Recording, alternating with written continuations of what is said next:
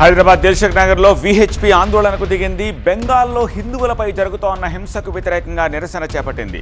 ఈ నిరసనలో భాగంగా రోడ్డుపై బైఠాయించి సీఎం మమతా బెనర్జీ దిష్టిబొమ్మ దగ్ధం చేశారు. విహెచ్పి నేతలు బెంగాల్లో హిందువులకు రక్షణ కల్పించాలని డిమాండ్ చేశారు. దిల్సుఖ్ నగర్లో విహెచ్పి ఆందోళనలపై మరింత సమాచారం మా సీనియర్ కరెస్పాండెంట్ ఏలేందర్ అందిస్తారు. పశ్చిమ బెంగాల్లో జరుగుతున్నటువంటి నిరసనలకు వ్యతిరేకంగా విశ్వ హిందూ పరిషత్ ఆధ్వర్యంలో దేశవ్యాప్తంగా నిరసనలకు పిలుపునిచ్చింది.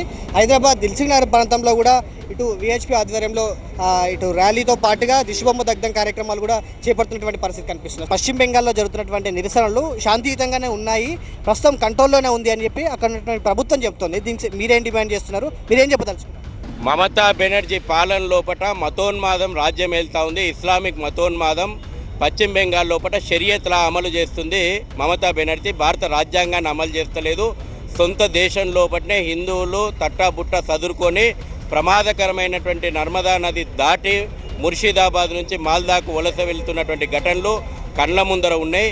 నిరుపేదలైనటువంటి హిందువుల యొక్క ఆస్తులు దగ్ధం చేస్తూ ఉన్నారు. దళిత సమాజం మీద దాడులు జరుగుతూ ఉన్నాయి. దేవాలయాలను ధ్వంసం చేస్తూ ఉన్నారు. హిందూ ఆడపిల్లల మీద అత్యాచారాలు చేస్తూ ఉన్నారు. ప్రపంచం మొత్తం కూడా చూస్తూ ఉంది. ఈ కుహానా సెక్యులరిజం రాజకీయాలకు నోరు వస్తలేదు.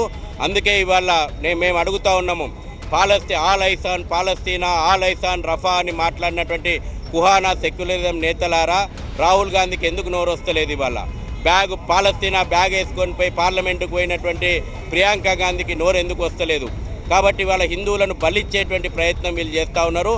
వీళ్ళ ఓటు బ్యాంకు రాజకీయాల కోసము ముస్లిం సంతుష్టీకరణ యొక్క ప్రయత్నం చేస్తూ ఉన్నారు. వక్ఫ్ బోర్డు ఆస్తులు ఎప్పుడు ఎలా అన్యాక్రాంతమయ్యాయో సిబిఐ ఎంక్వైరీకి డిమాండ్ చేస్తున్నామని చెప్పి విహెచ్పి చెప్తున్నటువంటి మాట. వీడియో జర్నలిస్ట్ ఆర్సీఎస్తో ఎల్లేందర్ రెడ్డి, టీవీ 9 దిల్సుఖ్ నగర్ నుండి.